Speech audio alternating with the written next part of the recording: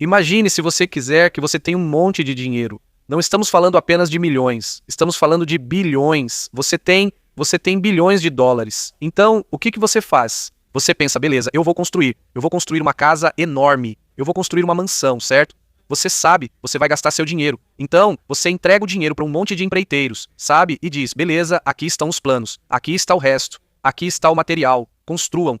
Semanas se passam, meses se passam, anos se passam, só cerca de 10% da casa está construída. Você pergunta, ei, o que está acontecendo? Não sobrou ninguém e todo o dinheiro sumiu. Esse padrão se repete em vários lugares do mundo. Esses são conhecidos como elefantes brancos, ou projetos super caros que ou fracassaram, têm algum tipo de escândalo de desvio de verba e simplesmente nunca se concretizaram, nunca deram certo. Vamos ter um Geogra Talk. E aí, pessoal, sou o apresentador Barbs. Meu Deus, o que temos aqui? Estou vestindo e segurando novos produtos que você pode comprar em geografinal.com. O que é isso? Ah, é hora de aprender geografia agora. Tem um visual meio psicodélico. E também temos isso aqui, é hora de uma pausa para um expresso triplo.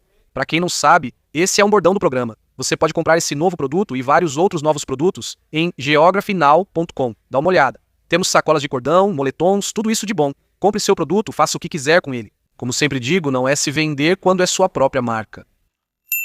Certo, eu não postei um vídeo grande nesse canal faz tipo um mês. Eu dei uma pausa porque estava me mudando. Tinha um monte de outras coisas para fazer e resolver. E agora já estou instalado. Agora está tudo meio tranquilo para mim. Então, a vida está um pouco mais estável. Uhul! Então deixa eu te contar uma história, beleza? Há alguns anos, visitei a Guiné Equatorial e até gravei um vídeo sobre isso, caso queira ver. Foi um dos lugares mais fascinantes que já conheci. Primeiro de tudo, é o único país de língua espanhola em toda a África. Mas, além disso, a forma como eles se organizam é muito indicativa da liderança deles. Eles têm o mesmo líder, o Biang Wema, há mais de 40 anos. Não sei quando ele assumiu, mas seu rosto está em toda parte e as pessoas usam camisetas com ele. Mas o estranho desse país é que ele é composto por uma região insular e uma parte continental no continente africano. Mas a capital fica, na verdade, na maior ilha, Malabo, que está na ilha de Bioko. Então, toda a legislação é basicamente focada nessa ilha, que é separada e meio desconectada das áreas continentais onde vive a maioria das pessoas.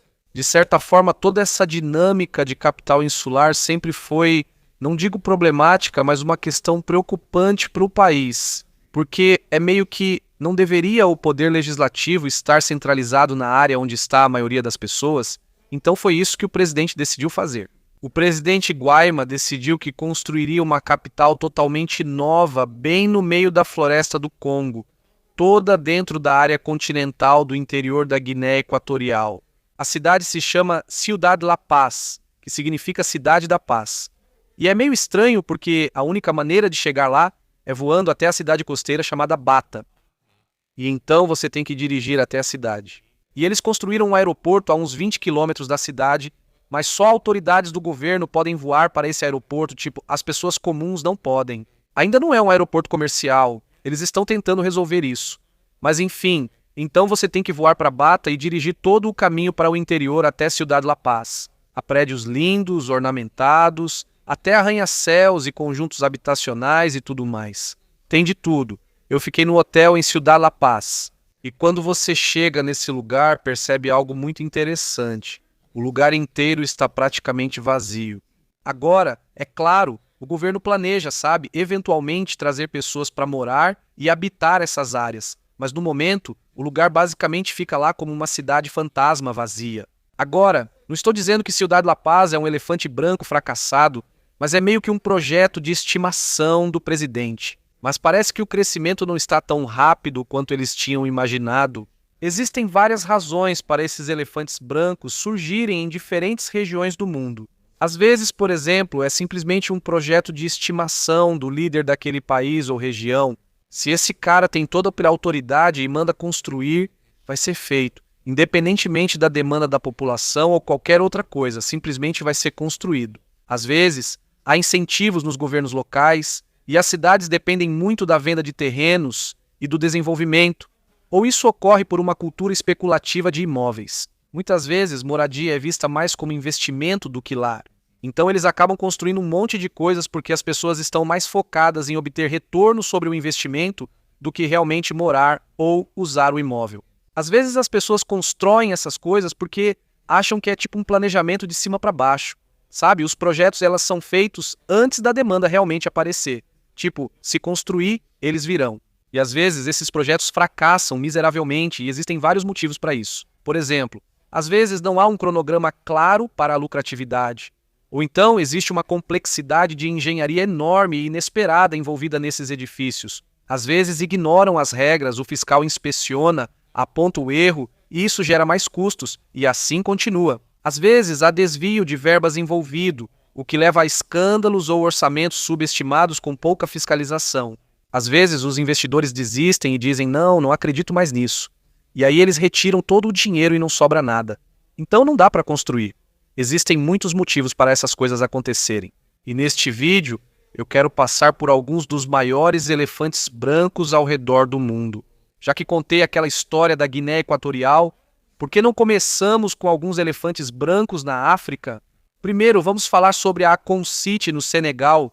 Lembra do artista Akon? Sim, teve uma época em que ele queria construir uma cidade super futurista no meio do Senegal, que teria sua própria criptomoeda e funcionaria, blá blá blá. O projeto de cidade inteligente de 6 bilhões de dólares mal saiu do papel. O projeto era ambicioso, tinha financiamento incerto e dependia de uma criptomoeda especulativa em que poucos confiavam. Próximo, La Cité de Fleuve, República Democrática do Congo.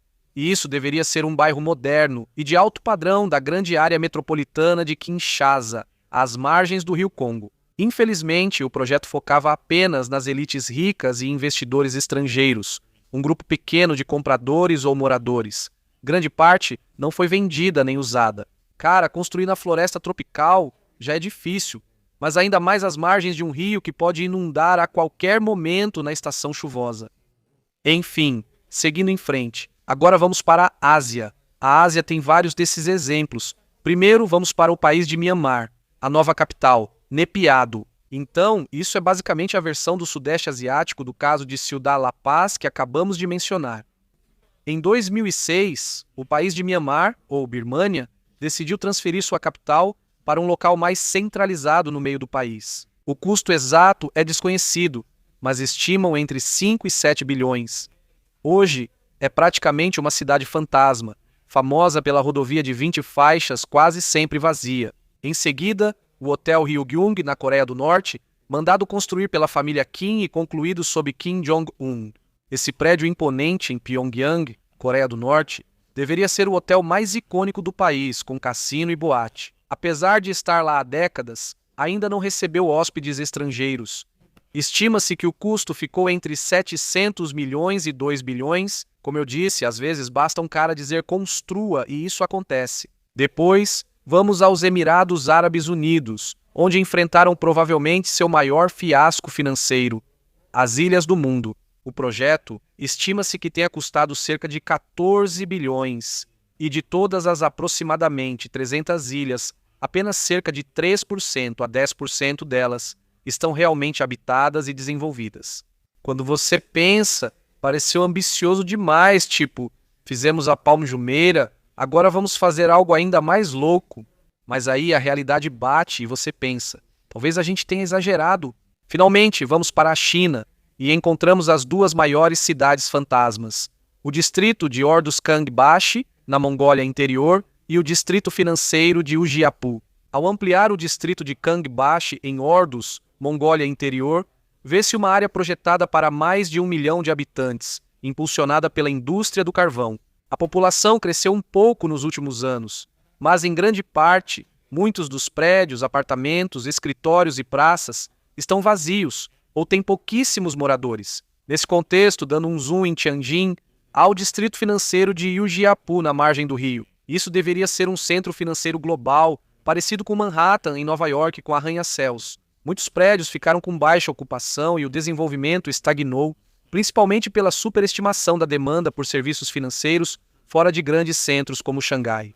Construir uma cidade totalmente nova do zero e depois tentar fazer as pessoas irem para lá. Eu não sei, cara, isso é complicado. Agora vamos passar para a Europa. E o primeiro é a Espanha. com o aeroporto central de Ciudad Real, um dos maiores fiascos da história da Espanha. Então, esse é possivelmente o maior fiasco de toda a história da engenharia espanhola. O aeroporto deveria atender a região metropolitana da Grande Madrid, mesmo estando a mais de 220 quilômetros de distância. Custou bilhões de dólares, teve uma estimativa de passageiros muito superestimada e, no final, faliu e ficou fechado por mais de uma década, até que alguém finalmente o comprou em 2019 e o transformou em um centro de cargas. Cara, a Espanha é quero dizer, antes de tudo, o país inteiro é formado por autonomias. Então, cada região basicamente já ignora a outra e todas meio que já fazem as próprias coisas. Mas aí, além disso, você tenta envolver o governo central na aviação e isso só deixa as coisas ainda mais bagunçadas. E eu nem vou fingir que sou algum tipo de especialista em política espanhola, mas estou só observando o que percebi. Enfim, de qualquer forma, Espanha, boa sorte. Próximo, Alemanha com o aeroporto de Brandemburgo. Cara, eu odeio tanto esse aeroporto. Lembro de passar pela segurança.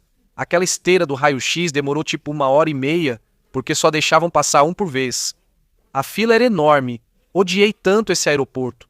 Nunca mais quero voltar lá. Enfim, foi inaugurado em 2020, depois de um atraso de 9 anos, em relação ao plano original de abertura em 2011.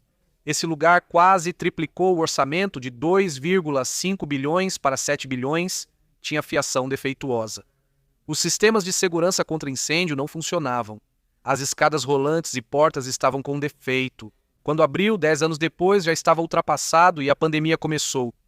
Hoje o aeroporto funciona, mas o processo até lá foi desastroso. E, finalmente, vamos ao Reino Unido para falar do HS-2. O HS-2 foi concebido para ligar Londres a Birmingham. Começou com um custo previsto de 32 bilhões, subiu para mais de 100 bilhões, teve atrasos, e a extensão até Manchester foi cancelada. Foi um desastre e ainda está incompleto. Então é isso. E com isso, vamos passar para a América do Sul. Na Venezuela, eles têm a Torre David. A Torre David, no Distrito Financeiro de Caracas, Venezuela, é chamada de favela mais alta do mundo, pois era para ser um arranha-céu. Com a crise financeira e a recessão global, o prédio inacabado foi abandonado e ocupado por pessoas. Desde 2014, todos foram evacuados por segurança. No entanto, sim, todo o projeto foi cancelado. É louco como isso acontece, né? Agora vamos para o Brasil, que tem vários exemplos. Por exemplo, havia a Arena da Amazônia. Depois tentaram fazer um projeto de trem-bala Rio-São Paulo. Eu me lembro que, quando fui à Colômbia, houve todo aquele escândalo sobre a necessidade de um sistema de metrô. Mas como me contaram, o prefeito decidiu favorecer as empresas de ônibus em vez disso. Então, em vez de construir um metrô, eles só fizeram faixas exclusivas para ônibus no meio do trânsito, o que só deixou o trânsito ainda mais lento. Até hoje, como é que é? Acho que a cidade de Medellín, até Medellín tem metrô, mas Bogotá, a capital, não tem. Então, eles sempre usam isso como argumento para cutucar, provocar e zoar a capital, Bogotá. Sei lá. Enfim, todo mundo tira sarro de Bogotá. Agora vamos falar do Caribe, onde muitas ilhas oferecem cidadania por investimento, um tema bastante polêmico. Então, se você for rico, pode literalmente comprar sua cidadania nesses países das ilhas do Caribe.